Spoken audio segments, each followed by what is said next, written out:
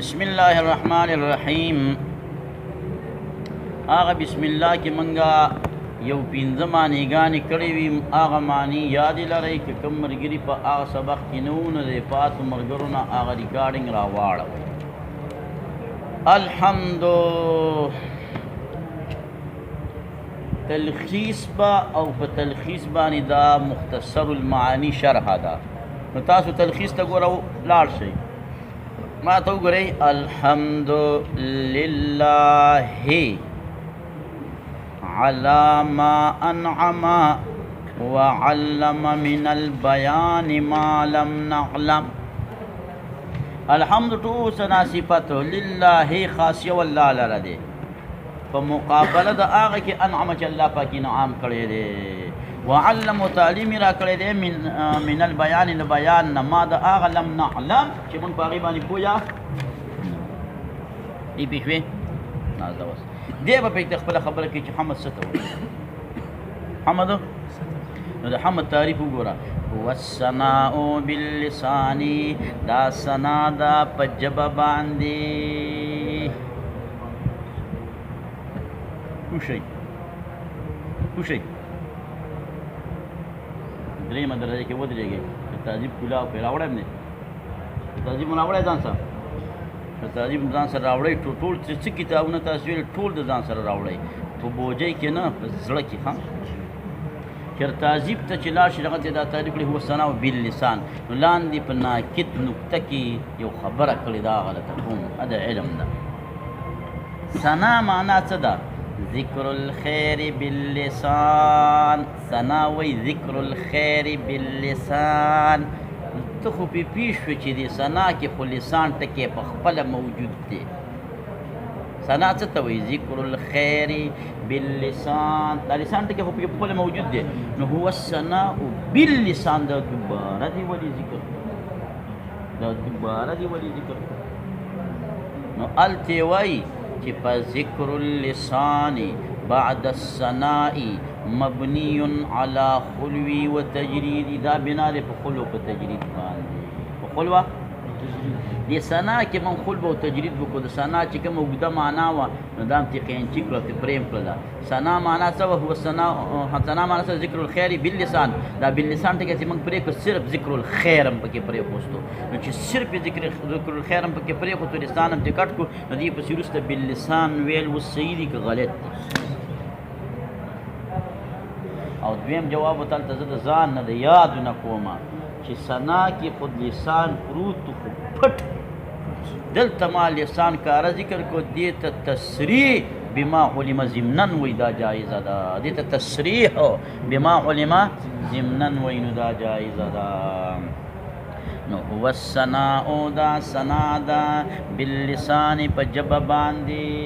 باللسان په ژبه باندې. لسان خو پېژنې ملا صاحب څه ته وایي؟ یا زما په لسان هم نه پېژنئ، ژبې ته وایي. دا اوس د عوامو خبرې کوي. راغلي دلته څه ځان ته وایي ملیان. لسان جسم لحمي مستطيل تكون في الفم وتصلح للتذوق والبلع والنطق. پورا ګریمر پکې دی. ثنا لسان په لغت کې فصاحت په اصطلاح کې کې جسم لحمي مستطيل يكون ویل شي، يكون في الفم ويصلح للتذوق والبلع والنطق. درې کاره کوي ژبه. څه کم تا ته کوي چې تریخ دی، خوږ دی. والبلع نوړی جانم ته ورولي. هل من مزید بعد ذلك؟ او بل نطق خبرې درې کاره موږ په ژبه باندې څو کاره پکې. ها والثناء باللسان على قصد التعظیم. په قصد تعظیم باندې. قصد تعظیمي ځکه یاد کړو لکه چې مثال په طور باندې ذالک د یو مولي صاحب صفت پکې دغه کوم چې لکه دا پلان کې مولي صاحب چې دی که نه،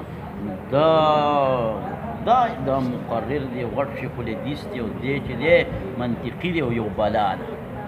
نو دا خو تاسو ټول پوهېږئ چې دا پسې ټکې ټوخې ټقالې کوي. نو علا قصد تعظیم سې دغه خبرې ویسته، ټوکې ټقالې څه کړلي ویسته دي.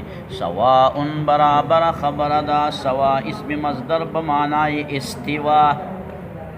چې ما څه د بیاض قرآن شریف یې زه مخکې لاندې ولیکم سوا، و چې سوا اسم مصدر په معنی استوا. نو طالبان ته دلته سوا وایم چې لکه سوا په مختصر معنی په نقطه کې راغلی چې دا اسم مصدر دی. نو سواء برابر خبر دا تعلق بالنعمت په متعلق وي دا ثنا په نعمت پوری او بغیرها او که په غیر نعمت پوری که په مقابله د نعمت کې وي که نه. نو مورد خاص دی چې لسان دی، متعلق عام دی که په مقابله د نعمت کې وي او که شکر د دې په بدله باندې دی. نو شکر مورد عام دی، په ژبه باندې تشکر په اندامونو باندې چې کوم دی څه کوی شي شکریا دغه کوی شي دی ادا کوی شي پوه شي، او په زړه یې هم دغه کوی شي په زړه کې څه خو متعلق خاص دی چې په مقابله د نعمت کې وي. شکریا خو به دا ادا کوم چې ستا نه مې څه لیدلي چې لیدلي مې نه څه به شکریا ها که نه عوام یې په مړه ګېډه وایي دوا کې انار ګېډه پوه شي راځه. والشکر او لا شکر چې دی نو شکر د معنی د کوم شین کاف ری ابن القیم وایي چې دا ماده په هر شي کې راشي چې معنا د ظهور پرته شین کاف ری. او شکر معنا د ظهور شو په اصطلاح کې شکر څه ته ویل کېږي؟ ظهور اثر الغذائي فی بدن الحیوان، چې په حیوان خوراک وکړي او پې ښکاره شي ځینې باندې نه ښکاره کېږي نو دې څه ویلی کېږي؟ دې ته شکر ویلی کېږي. دا عام د شکر تعریف دی او دلته په کتابونو کې شکر تعریف دی دا دی فعل دا فعل دی ينبئ خبرداری ورکوي عن تعظیم المنعم د تعظیم د منعم نه. منعم په موږ څوک دی؟ الله پاک. موږ داسې کار وکړو چې په هغې د الله تعظیم راشي لکه تعالی الله تعالی خریده درکړله چې درکړه خریده او ته په سجیده دوه رکعاته باندې پرېوتلې دا تعظیم د منعم فعل دی وکړو چې په هغې کې تعظیم د منعم تعجیزي وکړو د هغه عظمت ومنلو. او ولې ولې دا تعظیم کې منعم لا لکونه منعما د وجې د کون د هغه نه چې دا منعم دی په ما منعم دی نو زه ولې ځکه تعظیم کوما. سواء برابر خبره ده کان باللسان که دا په ژبه باندې وي او بالجنان او که دا په زړه باندې وي او بالارکان او که دا په اندامونو باندې وي. دا ټول دا خپه چې پکې چې اوچته کې دا پکې دا چا په شکر کې حساب کړې ده د دې زمانه کې حسابي که دا د نټ زمانه ده زمانې بدلي تبدل د زمانې سره تبدل د ډېر مسلو. اوس که ځای کې ناست یو چا باندې سلام واچو ته دا خپه داسې ونیسه دا سلام دی که نه دی؟ راځه حقه زما خبره ته کوي په مورد الحمد. نو مورد د دې حمد مورد مصدر دی زید واردېدو د دې حمد لا یکون نکیږي الا اللسان مگر جبدام او متعلق ای نعمتم او غیر نعمتم هغه عام دی او متعلق د شکر نه دی مگر نعمت دی نو خاص شو او مورد لسانم دی او غیر لسانم دی نو عام شو. نو حق خبره کوي خپل په یو لیول سره حمد عام دی شکر خاص دی هغه متعلق دی او په بل لیول سره شکر خاص دی حمد.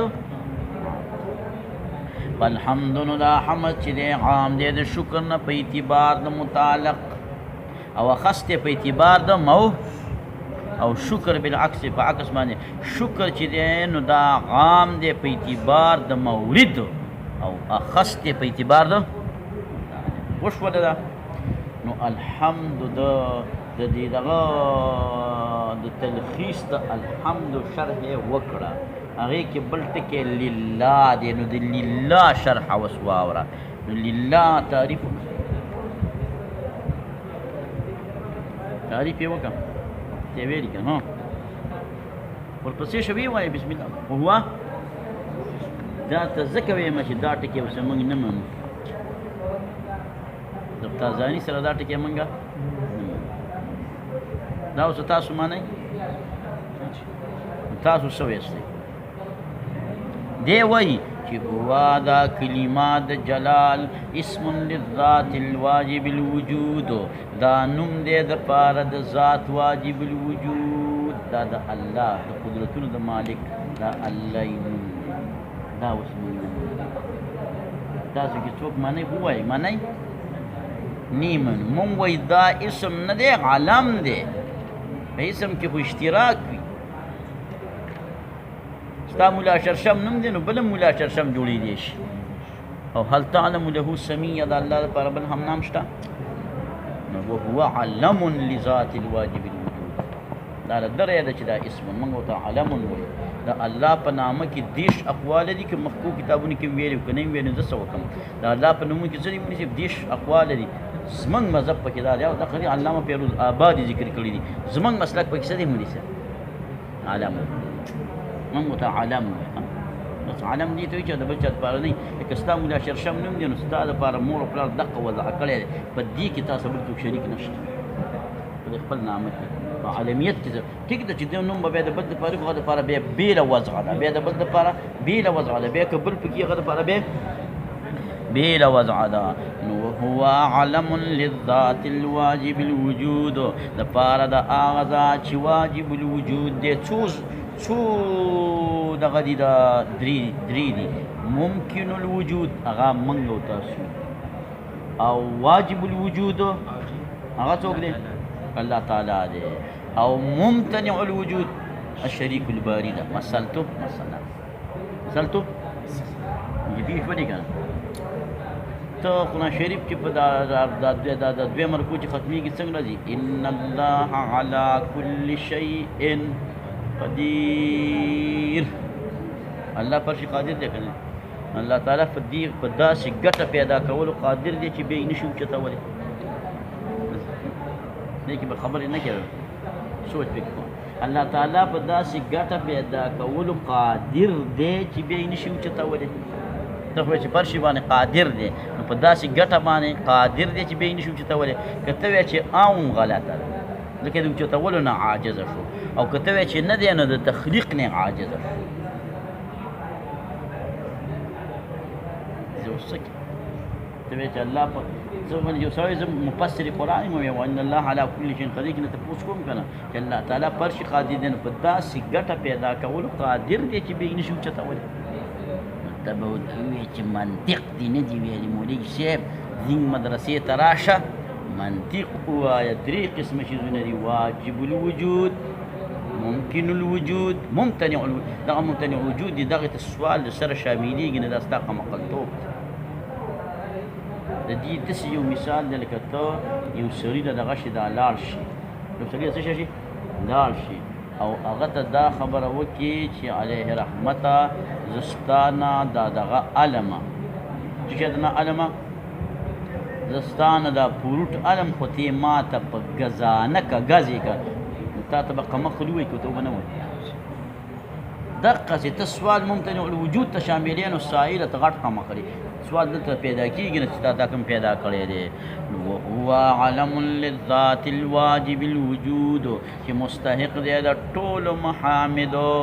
محامد جمع محمدتون په معنا د حمد باندې.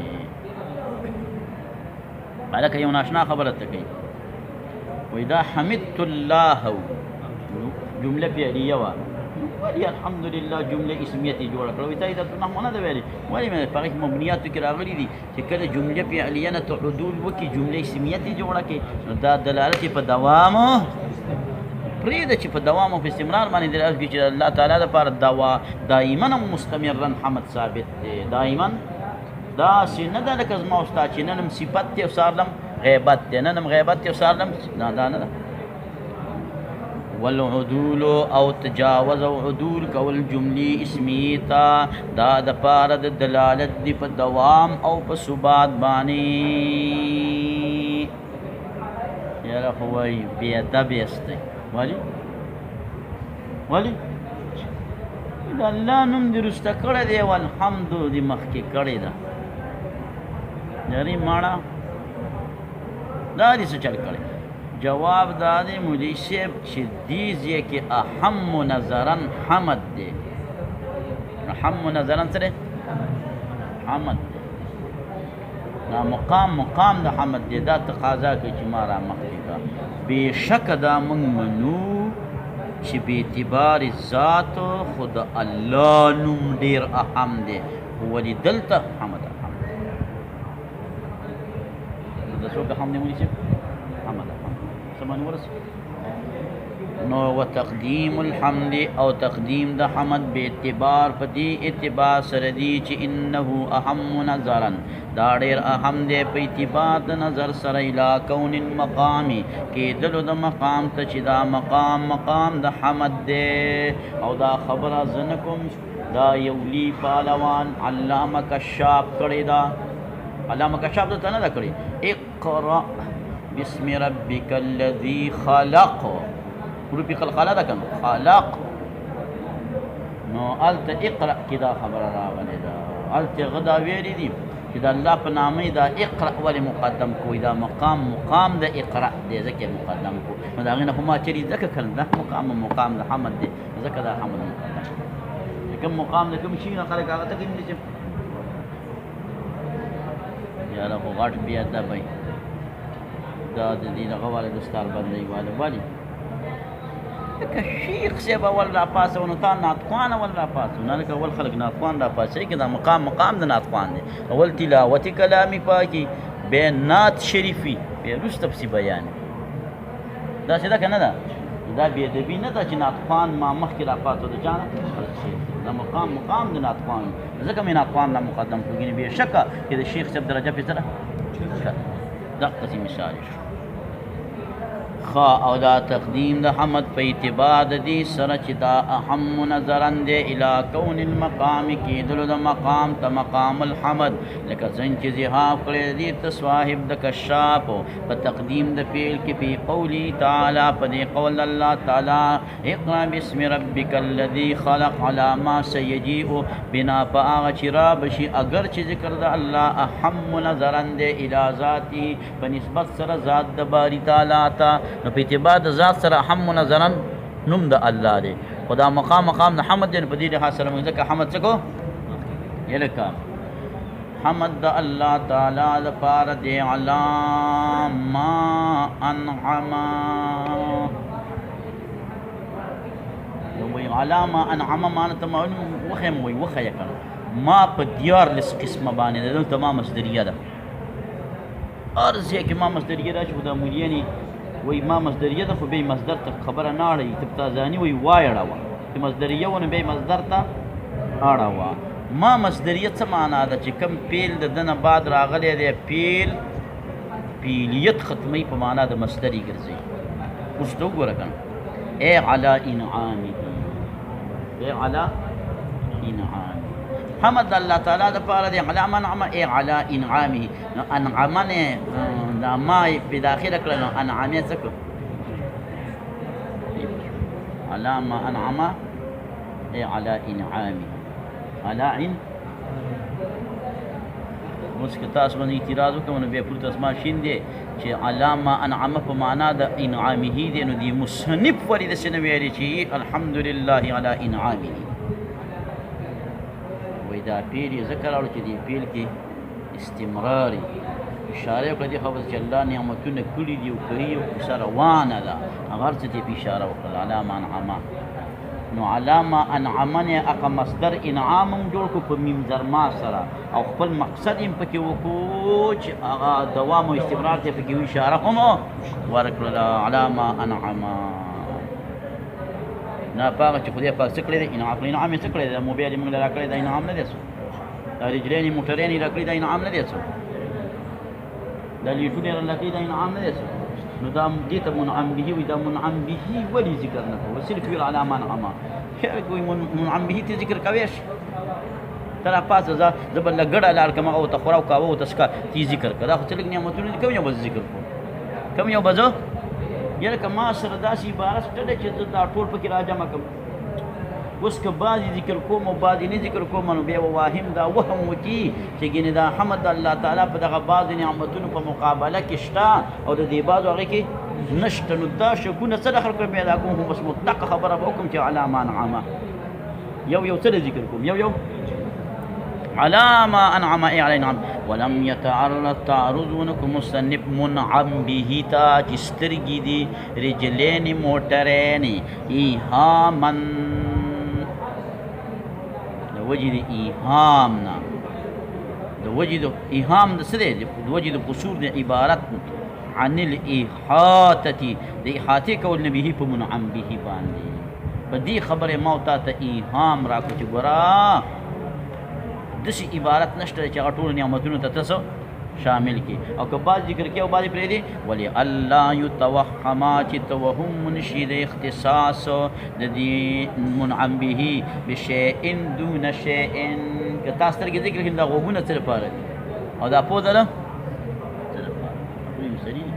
دا پوه الله تعالی ولې پیدا کړی د دې خوري په سره چې ته کوم شی خوري چې تا ته پته لګي چې یعنی د شیز مقب کې قانون دا دی چې دا خولې له وړی لږ به ورسره پوه ده راکاږي تا ته پته ولګي چې دې کې خوشبو ده او په دې کې بد بو ده نو بدبو والا خلک خوري نه خوري که نه څه باندې پوه شو خوړلو څکلو خپله طریقه ده د الله پیغمبر فرمایي وای مسوه مسه د اوبه ځان ته دا راکاږئ په راښکلو ایست کوي ولا تغبوه غبه غړپ غړپ یې مس کې د طالبان شي فان الکباد من الغب دا اندروني مرضونه د دې غړپ نه پیدا کېږي او کما قال النبي صلی الله علیه نو خولې یوه ده که او ماماګان څو دي ماماګان څو دي اشاره کوي چې خبرې لږې کوه اورېدل ډېر کوه دا د عقلمند سړي نښه ده چې دی به خبرې کمې کوي نو بله هغه به ډېرې اوري وعلم من البیان اے نعمتونو خو نور ذکر نه کو خدا یوی ذکر کو چې علم دی دا یوی ذکر کو چې علم دی دا اوس عطف د خاص دی په عام باندې علامه انعمه ټول نعمتونه عام دي ها او دا علم په نعمتونو کې به خاص دی نو عطف الخاص على العام دی که نه دی نو دا یې ولې کوو دا یې د دې دپاره وکړو چې براعة الاستحلال کېږي براعة الاستحلال کې براعة الاستحلال څه ته ویل کېږي ماشوم چې کله پیدا شي کلیک کوي چې کله ته میاشت اول ویني هغه نه میاشت ده نو دې ته څه ویل کېږي براعة الاستحلال او په اصطلاح کې براعة الاستحلال دې ته ویل کېږي چې دا مصنفین ماماګان په دې خطبو کې داسې ټکي راوړي چې راتلونکي کتاب مقاصدو ته پکې اشاره وکړي معلم من البیان اشاره یې وکړه چې په دې کې کوم علم دی علم البیان دی په دې کې کوم علم دی علم بیان نو یو خدا دی چې دا علم یې ولې راوړو دې ته حاجت نه نو یو خدا نعمت عظما دی ځکه ذکر کو بل دې مدار چې براعة الاستحلال یې وکړو ها وعلم دا د عطف د خاص نه دی په عام باندې رعایة لبراعة الاستحلال او د پاره د تنبیه دی په فضیلت د نعمت البیان باندې من البیان ما لم نعلم تعلیم یې راکړی موږ ته من البیان د بیان نه ما هغه لم نعلم چې موږ پې پوهه دا من البیان دا بیان دی او ما لم نعلم دا ورته مبین دی دا ورته څه دی ما لم نعلم مبین دی او من البیان عطف بیان دی نو بیان لقوله ما لم نعلم هلکه داسې به دې ویلی وی مبین خلک اول راوړي او بیان وروسته راوړي تا کافیه نه ده ویلې داسې به دې ویلی وی ما لم نعلم من البیان وی ویلې مې ده خو ما ځکه هغه مخکې کو دا مې وروسته کو سجغه برابرومه سجغه چې برابر شي څه چل به وشي خوند به وکړي سجغه په لغت کې څه ته وایي بټټه قر قر د کونترې اواز ته وایي بټټه قر قر د کونترې اواز ته وایي او په اصطلاح کې حرف روي د حرف روي سره برابرول دي حرف روي د حرف روي سره قرآن شریف څه سجعه ده او څه دغه ده غیر سجعه ده راځه رعایة للسجع مقدم شو دا رعایة للسجع تقدم په اته قسمه باندې دی دا به بیا بل ټیم کې وایي والبیان بیان څه ته منطقي فصیح خبرې فصیحه المعرب چې ښکاره کوونکي دي عما د هغه څه فی الضمیر چې په چا کې دي مولي صاحب په ضمیر کې دي په چا کې دي په ضمیر کې دي والصلاة علی سیدنا اللهم ربنا اتنا فی الدنیا حسنه په کوم پیریډ کې شیزاب مولي صاحب له تاسو ورلې او کوم پیریډ کې ټول شروع کېږي